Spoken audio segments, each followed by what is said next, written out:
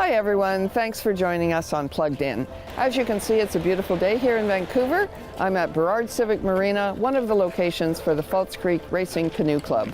We're here to talk to competitive paddler Patti Lawson, who also happens to be a kidney patient.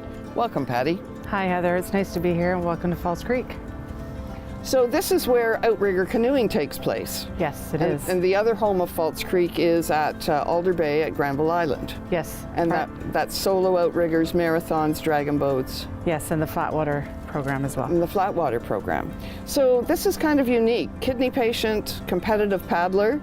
I'd love to hear your story. I know that you and your family have polycystic kidney disease. Yes. Many of your family members. Can you tell us when you were first diagnosed?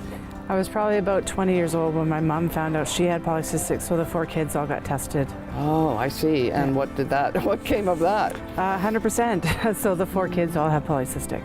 Wow. Yeah, me being the youngest. Mm-hmm. And your mother, did she go on to have a transplant? She did in 2000. Oh, I see. Yeah. Okay. And how about your siblings? All 3 of my siblings have had transplants now as well. Wow. So I'm the last one, so it's kind of like, number 5. Wow. So trying to find a living donor is a little bit of a challenge when your whole family is affected with kidney disease. Yes. Right. You tell me that your kidney function has been dropping lately. What is it currently? My GFR is about 11 now. 11. Yes. And yet, what did you do a couple weekends ago, Patti? I raced a race called Pailolo, which is from Maui to Molokai, 26-mile race. Wow, that's ambitious for anyone. And you're functioning with about 10-11% kidney function. Yeah.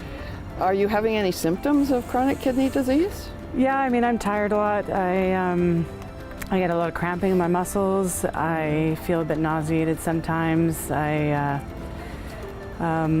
Fatigue is probably the big one, and the cramping, especially when I exercise.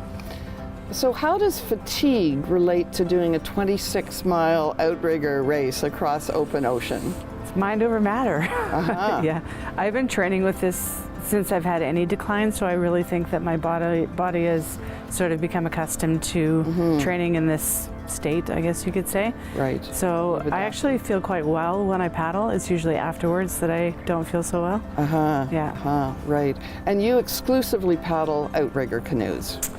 I dabble a little bit in flat water because my kids do flat water, but yeah. Right.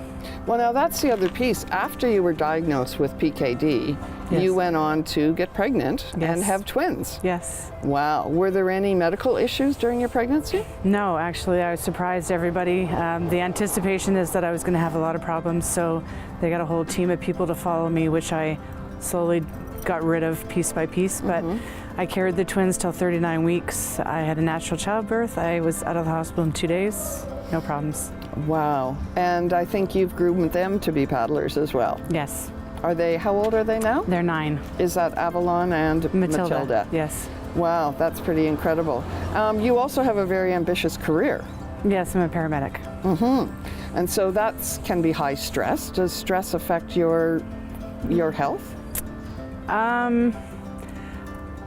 I've been doing that, it's been almost 20 years, so I mean, I don't find it super stressful anymore, I don't think. It's, again, part of my daily life. Right. It sounds strange, but it's like any other job. You kind of get used to what you do. It'd be stressful if you didn't do it. Yeah. I mean, I suppose there's more emotional stress than physical stress, and I'm not sure if that affects me. I do get tired after a 12-hour shift because all my shifts are 12s, and there's always overtime on top of it, so an average day is 13 hours, which I'm tired by the end of it. Yeah, I can imagine. But I think everyone's tired after a 13-hour shift, so.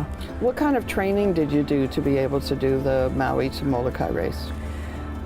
We train about 3 days a week in OC6. We have to do change practices, and we raced all season, and the racing is great training as well. So our last race being nationals in October, which was a 22-kilometer race.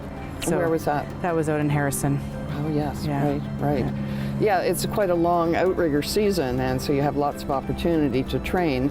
Yes. And you have done other large canoe races. I know you've done Catalina, Newport Beach to Catalina. Yeah, I've done that race about 8 times. I've done about 6 or 7 in OC6, and I've done it 4 times in OC1 and OC2.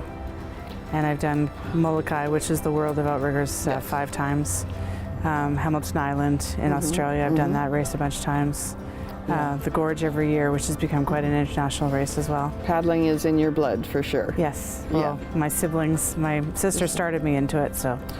Right. Your sister, I used to paddle with her way back in the early 80s. Yes. So, speaking of siblings, Yes.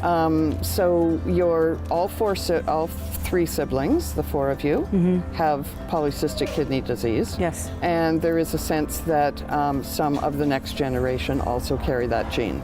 Yeah, we've been told that each of our children have a 50% chance of having it. But it's an adult onset, so unless we get genetic testing, we won't know until they're older. Right, right.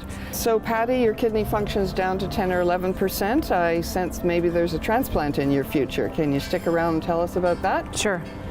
Stay with us on Plugged In. We'll be back with Patti.